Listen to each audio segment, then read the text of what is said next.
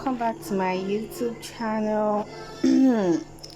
Yeah, on today's episode I'll be showing you how to make egusi soup with a touch of vegetable. This vegetable in particular is called iyanapaja vegetable. If you're staying in Iyanapaja or you live in Iyanapaja and you've not tasted iyanapaja efo, you're missing out. This tastes very nice and great. You can always replace it with ugu. You can make it with melon like I'm doing this evening. You can make it with ordinary pepper. You can make it with anything of your choice. You can do it with proteins if you have some, just like I have here some shredded shower and some shredded meat.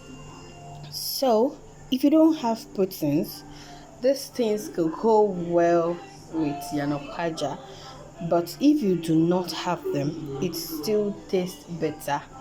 So today I'm going to show you how to make this soup, so do well to follow me. All I have here is just my melon, my iyanapaja vegetable, shredded fish and shredded meat, some salt to taste, this local spice called ogiri, this is maggi, not chicken to be precise, and our palm oil.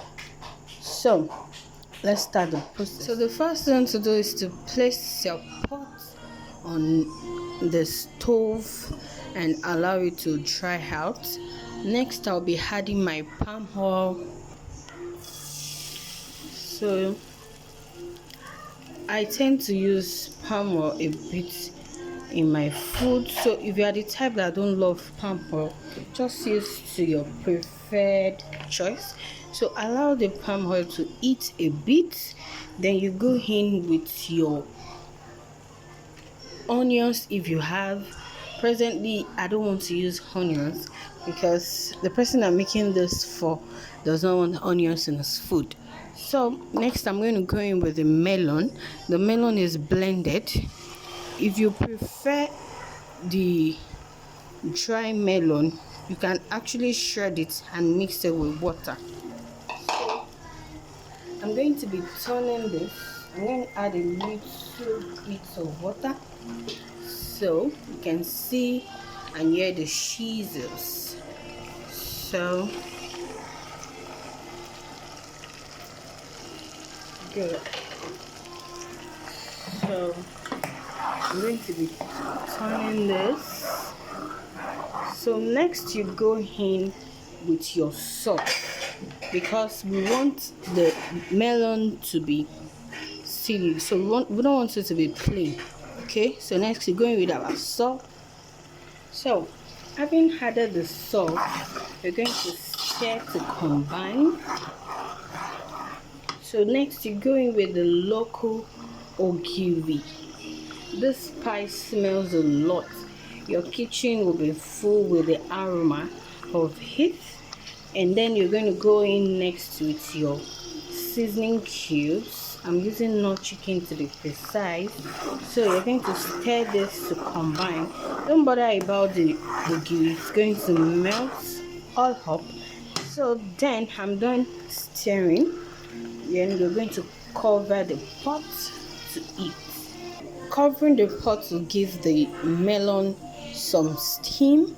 Okay, so when we are done steaming, we are going to be adding in our protein. You can have more protein just as you desire. If you have crayfish, you can add them. If you have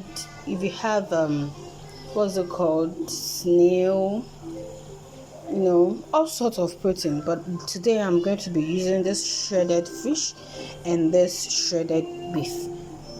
So now we are going to open up the pot. Oh my god, can you see that?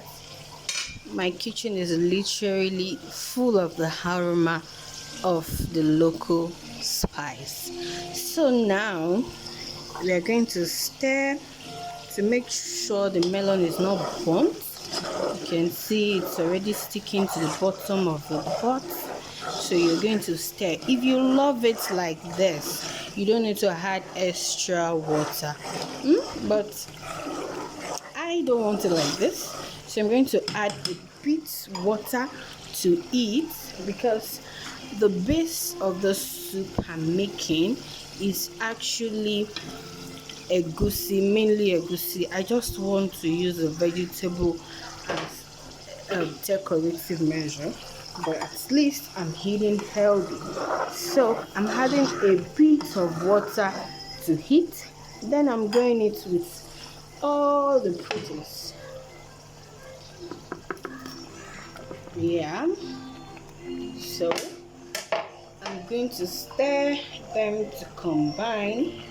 So the last thing that goes into the pot will be the vegetable, and it's not going to take long. You get it, so that we'll get all our vitamins present. So the vegetable should not cook for more than a minute, because this soup, practically you can cook it in less than 10 minutes. So you're going to cover to heat up. After this process, then we're going to add our veggies. So this is what it looks like now. So next I'm going to be, you can stir well. So next I'm going to be pouring in my vegetable. So remember I said the vegetable should cook for less than 1 minute. So I'm going to give this a good stir.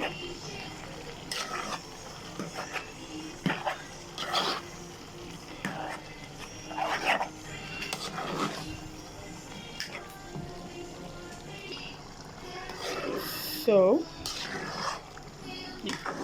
after you're done mixing, then you give this,